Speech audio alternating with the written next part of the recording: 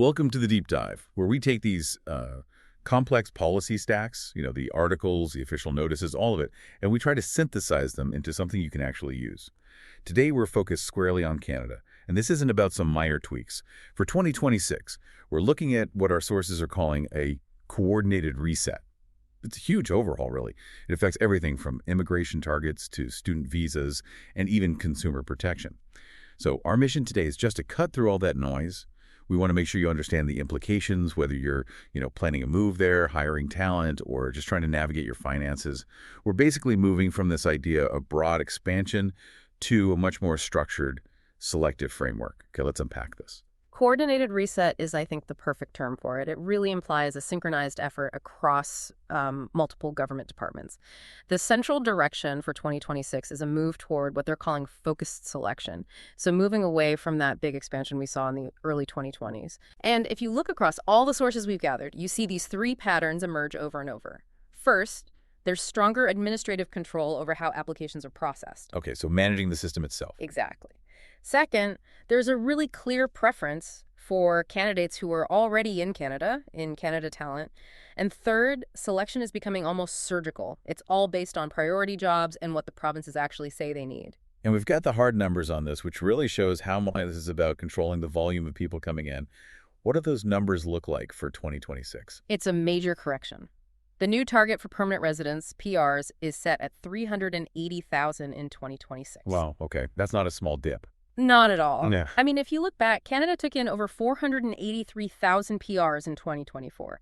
So bringing it down to 380,000, that's a very intentional strategic step down. It signals that the pace of growth is now a top priority. And that control goes for temporary residents, too, which is maybe even more telling. Oh, absolutely. New temporary worker admissions are capped at 230,000 for 2026. And what was that in 2025? The target for 2025 was 367,750. So hitting both permanent and temporary numbers like this, it just proves that control and alignment are the real goals now, not just maximizing intake. And what's fascinating is how they're planning to enforce this. It's not just setting caps, right? They're changing the legislation itself. That brings us to Bill C-12, the Strengthening Canada's Immigration System and Borders Act. This is where you see the focus on system integrity. It gives immigration officials this unprecedented power to suspend, discontinue, or even terminate applications that are already under review. Wait a minute. Applications that are already submitted, files people are waiting on where they've paid fees, maybe made life plans, those can just be terminated. That's the core implication. It's a huge operational power shift. Before, once your application was in, the expectation was a straight line to a decision. Now they have a tool to manage the queues themselves, separate from whether an applicant is actually eligible or not. That really changes the risk for an applicant. In process doesn't mean what it used to. I have to ask, are the sources talking about the political blowback from this? I mean, critics must be saying this undermines the whole system's certainty. They are, for sure. But the government's justification is that it's all about reducing future backlogs and speeding up processing for everyone else. So, increasing fairness overall. The political calculation seems to be that a smaller, more predictable system in the long run is worth the short-term uncertainty for some people in the queue right now.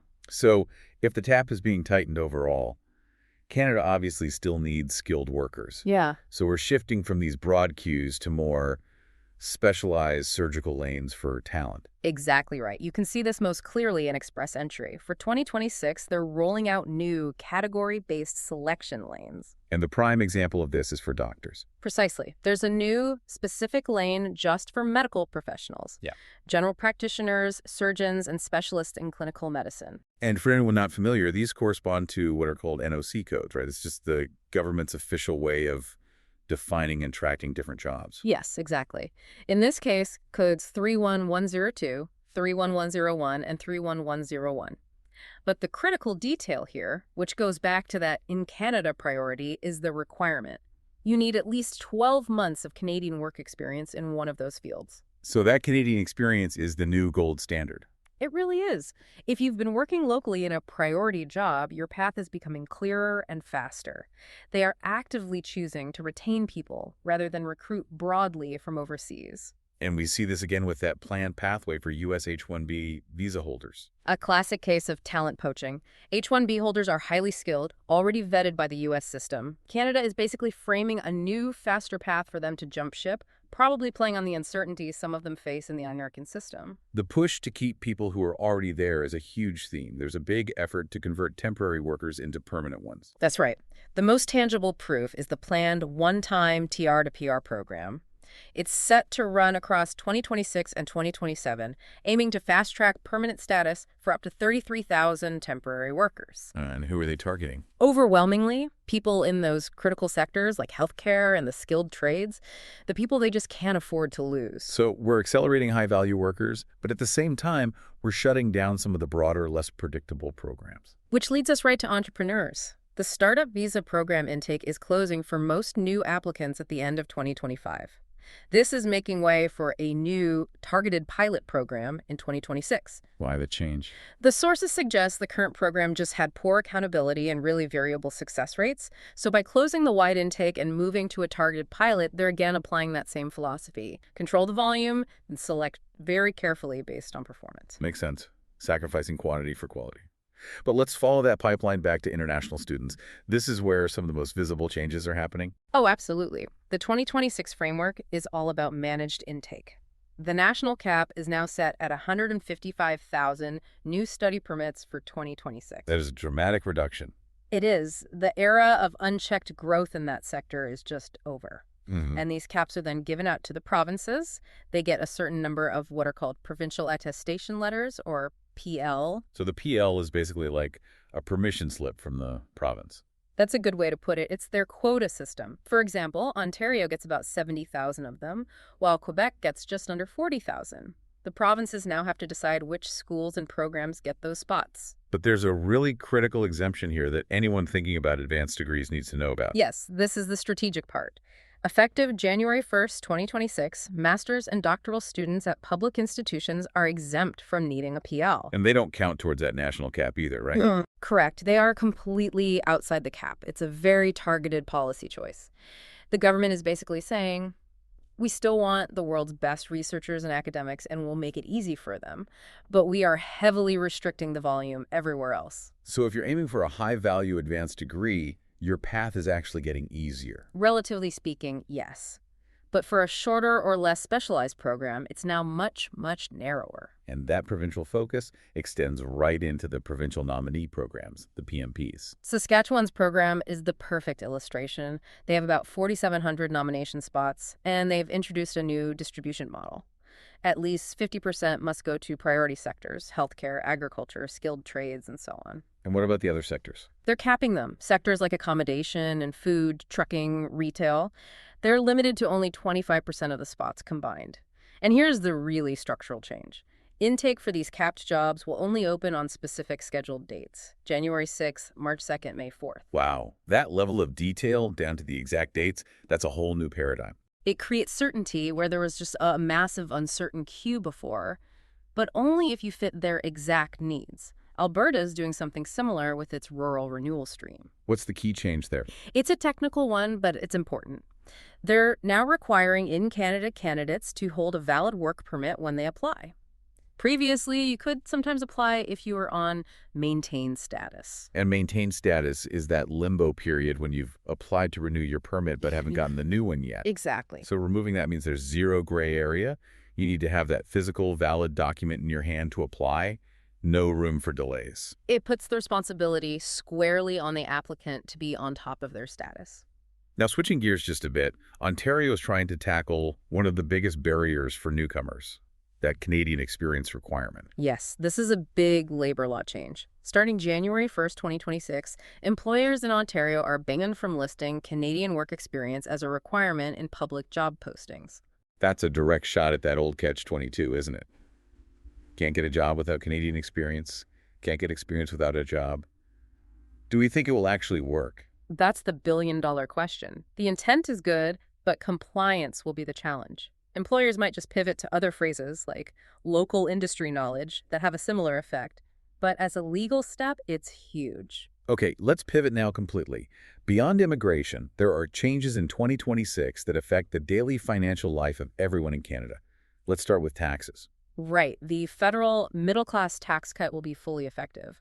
The big takeaway is that the lowest federal income tax rate is dropping to 14%. And that's on income up to, what, about $58,000? That's right, $58,523. By targeting the lowest bracket, it gives the biggest proportional benefit to lower and middle-income earners. It's tax relief designed to be spent, not saved. And on the administrative side, the CRA is stepping in to help people who often miss out on benefits. This is a major update. Starting with the 2026 tax year, the CRA will begin automatic tax filing for a first wave of low-income Canadians. This is to help the estimated 1 million people who don't file and miss out on benefits, like the Canada Child Benefit. That's a huge move for financial inclusion. Okay, Oh. from taxes to consumer protection, bank fees. This is probably one of the most tangible wins for consumers. As of March 12, 2026, federally regulated banks have to cap non-sufficient funds, or NSF, fees at a maximum of $10, Wait, what were they before? often in the range of $45 to $48 per incident. Wow, from almost $50 down to $10. That's a staggering reduction. It's a direct response to consumer advocacy. It's pure consumer protection legislation aimed at stopping these fees from disproportionately harming low-income people. Finally, let's look at how the government itself is spending money. That's the Buy Canadian procurement policy. It'll be fully implemented by spring 2026. It's essentially economic protectionism, prioritizing Canadian suppliers and materials for federal contracts. What's the goal there? The stated goal is to bolster Canadian jobs and reduce reliance on fragile global supply chains. It might increase the cost of some federal projects, but the government is clearly prioritizing domestic resilience over small cost savings. And one last thing, a mobility boost in Ontario for skilled professionals. Yes, the As of Right framework. It's a game changer for moving between provinces. It lets professionals, like architects and engineers from other provinces, start working in Ontario in just 10 business days while they get their full local license. So this deep dive really shows that 2026 is all about precision and segmentation. The system is moving from managing sheer volume to achieving this very targeted alignment.